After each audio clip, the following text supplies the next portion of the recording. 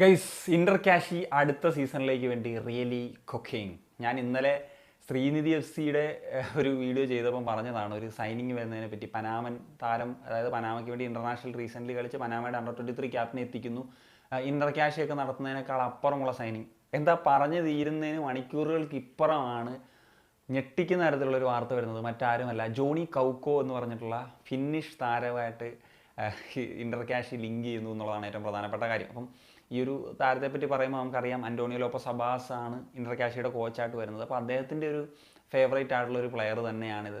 ഇദ്ദേഹത്തെ മോഹൻ ബഗാൻ്റെ പരിശീലനമായിട്ടിരിക്കുമ്പോഴാണ് അദ്ദേഹം യൂറോപ്പിൽ നിന്ന് ഇവിടെ ISLലേക്ക് വരുന്ന ഒരു സാഹചര്യമൊക്കെ ഉണ്ടായത്. ഏതായാലും അപ്പം മാർക്കസിൻ്റെയൊക്കെ റിപ്പോർട്ട് പ്രകാരം അദ്ദേഹത്തെ കൺവിൻസ് ചെയ്യിക്കുന്നു ഹബാസ് എന്നുള്ളൊരു കാര്യമാണ്. അതായത് ഇന്റർ കാഷിയിൽ അടുത്ത സീസണിൽ കളിപ്പിക്കാൻ കൺവിൻസ് ചെയ്യിക്കുന്നു എന്നുള്ള കാര്യമൊക്കെയാണ് ഇപ്പോൾ പുറത്തേക്ക് വരുന്നത്. അങ്ങനെയെങ്കിൽ it's a really big signing എന്നുള്ളതാണ്. കാരണം ഇദ്ദേഹം ആദ്യം 2021 ഈ ATK MB വരുമ്പോൾ തന്നെ നമ്മൾ വീഡിയോ ചെയ്ത് എനിക്കിപ്പോഴും ഓർമ്മയുണ്ട്. ISL കണ്ട വൺ ഓഫ് ദി ഒരു വലിയൊരു ട്രാൻസ്ഫർ തന്നെ ആയിരിക്കും ഇതെന്നുള്ളത്. കാരണം എന്ന് വെച്ച് കഴിഞ്ഞാൽ അദ്ദേഹം അന്ന് 2021 യൂറോയിൽ കളിച്ചിട്ട് ഡയറക്റ്റ് ആയിരുന്നു ഇന്ത്യൻ സൂപ്പർ ലീഗിലേക്ക് ATK MBയിലേക്കൊക്കെ എത്തുന്നൊരു സാഹചര്യം ഉണ്ടായത്. പിന്നീട് നമുക്കറിയാം നിരവധി മത്സരങ്ങൾ കളിച്ചു. ഏതാണ്ട് ഒരു 40ഓളം മത്സരങ്ങൾ അദ്ദേഹം കളിച്ചിട്ടുണ്ട്.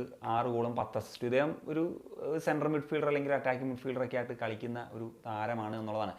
എന്താണെങ്കിലും ഇപ്പം ഇന്റർ കാഷിയുടെ മിഡ്ഫീൽഡിൽ കുറച്ചധികം പ്ലേയേഴ്സ് ഉണ്ട്. ഇപ്പം നിക്കോള എന്ന് പറഞ്ഞിട്ടുള്ള സെർബിയൻ പ്ലെയർ ഉണ്ട്. അതുപോലെ തന്നെ ജോർദൻ ലമേല ഉണ്ട്, ജൂലിയൻ പെരേസ് ഉണ്ട്. അങ്ങനെ ചില താരങ്ങളുണ്ട്. അപ്പോൾ ഇതിൽ ഇനി ആരെങ്കിലുമൊക്കെ ഹവാസ് ഓഫ്ലോഡ് ചെയ്യുമെന്നുള്ളത് നോക്കിക്കാണും. കാരണം നിക്കോള ഈ സീസണിൽ എത്തിയ ഒരു പ്ലെയറാണ്. അദ്ദേഹം ഒരു ക്വാളിറ്റി പ്ലെയർ തന്നെയാണ്. ബാക്കി 2 പ്ലേയേഴ്സും കഴിഞ്ഞ സീസണിൽ ഇന്റർ കാഷിക്കൊപ്പമുള്ള പ്ലെയേഴ്സ് ആയിരുന്നു. അപ്പം ഇവരെ ഓഫ്ലോഡ് ചെയ്യുമോ, ഇതിലേതെങ്കിലും ഒരു പ്ലെയർ ഓഫ്ലോഡ് ചെയ്യുക. കാരണം ഇനി മിഡ്ഫീൽഡിന് പുറമെ സെൻട്രൽ ബാക്ക് പൊസിഷനിലോ അല്ലെങ്കിൽ സെൻട്രൽ ഫോർവേഡ് പൊസിഷനിലോ ഒക്കെ മറ്റ് അഡീഷൻസ് ഇപ്പം ഇതേ ഒരു കണക്കാണെങ്കിൽ നമ്മൾ ചില ഞെട്ടിക്കുന്ന ചില സൈനിങ്സ് അബ്ബാസിൻ്റെ കണക്ഷൻ വഴി തന്നെ വരും എന്നുള്ളത് വേണം നമുക്ക് പ്രതീക്ഷിക്കാം. എന്നാണെങ്കിലും നമുക്കറിയാലോ, കഴിഞ്ഞ ഒരു സീസണിൽ മോഹൻ ബഗാൻ ഒരു ജനുവരി സാഹചര്യം എത്തുമ്പോഴത്തേക്കും അത്ര നല്ലൊരു പൊസിഷനിലല്ലായിരുന്നു. അതിനുശേഷമാണ് അബ്ബാസ് വരുന്നത്. അബ്ബാസ് വന്നപ്പോൾ ഒരു പ്രധാനമായിട്ട് നടത്തിയ ചേഞ്ചാണ് ജോണി കൗക്കുവിനെ തിരിച്ചു വിളിക്കുന്നൊരു സാഹചര്യം.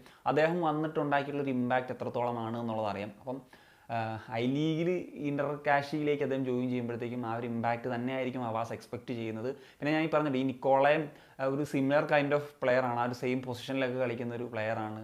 ഏറെക്കുറെ മറ്റ് പ്ലെയേഴ്സും അതേപോലത്തെ ഒരു പ്ലെയേഴ്സാണ്. അപ്പം എന്തായിരിക്കും പ്ലാൻസ്, ഇനി പറഞ്ഞ പോലെ ചേഞ്ചസ് ഉണ്ടാവും എന്നുള്ളത് നമുക്ക് കാണാം. എന്താണെങ്കിലും ഒരു കാര്യം ഉറപ്പാണ്, അടുത്തൊരു ഐ ലീഗ് സീസൺ എന്ന് പറഞ്ഞു കഴിഞ്ഞാൽ വളരെ എക്സൈറ്റിംഗ് ആണ്. അതിൽ മിക്കവാറും Srinidhi Deccan versus Inter cache ആയിരിക്കണം ഐ ലീഗിലേക്ക് വേണ്ടിയിട്ടുള്ളൊരു റേസിൽ ഉറപ്പായിട്ടും ഉണ്ടാകുക എന്നുള്ളതാണ് ഞാൻ എക്സ്പെക്റ്റ് ചെയ്യുന്നത്. എന്താണെങ്കിലും it's really interesting. Inter cache cooking തുടങ്ങിക്കഴിഞ്ഞു എന്നുള്ളത് തന്നെ വേണം പറയാൻ. ഇനി എവിടേക്കൊക്കെ ആകും അത് പോവുക എന്നുള്ളത് നമുക്ക് വരും ദിവസങ്ങൾ കണ്ടറിയാം. അപ്പോൾ നിങ്ങളുടെ ഒപ്പീനിയൻസ് തീർച്ചയായിട്ടും കമ്പോസ് ചെയ്യാൻ കാണിക്കാൻ സനിയ.